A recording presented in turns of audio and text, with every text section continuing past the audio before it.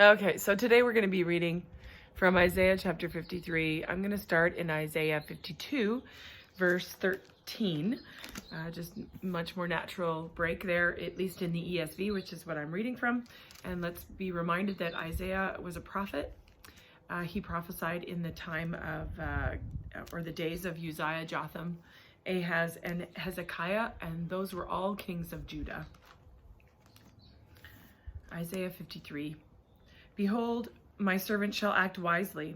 He shall be high and lifted up, and shall be exalted. As many were astonished at you, his appearance was so marred beyond human semblance, and his form beyond that of the children of mankind. So shall he sprinkle many nations. Kings shall shut their mouths because of him. For that which has not been told them they see, and that which they have not heard they understand. Who has believed what he has heard from us? And to whom has the arm of the Lord been revealed? For he grew up before him like a young plant, and like a root out of dry ground.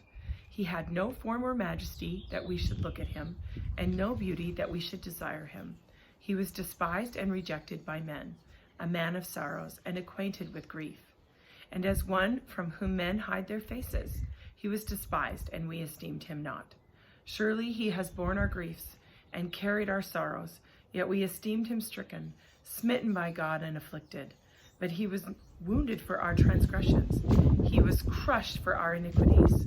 Upon him was the chastisement that brought us peace, and with his stripes we are healed. All we, like sheep, have gone astray. We have turned every one to his own way, and the Lord has laid on him the iniquity of us all. He was oppressed, and he was afflicted, yet he opened not his mouth. Like a lamb that is led to the slaughter, and like a sheep that before its shears is silent, so he opened not his mouth. By oppression and judgment he was taken away. And as for his generation, who considered that he was cut off out of the land of the living, stricken for the transgressions of my people?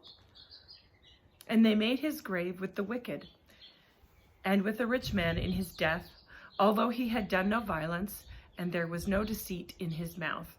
Yet it was with the will of the Lord to crush him. He was put to grief. When his soul makes an offering for guilt, he shall see his offspring. He shall prolong his days. The will of the Lord shall prosper in his hand. Out of the anguish of his soul he shall see and be satisfied. By his knowledge shall the righteous one, my servant, make many to be accounted righteous, and he shall bear their iniquities. Therefore I will divide him a portion with the many, and he shall divide the spoil with the strong, because he poured out his soul to death, and was numbered with the transgressors. Yet he bore the sin of many, and makes intercession for the transgressors. Isaiah 53.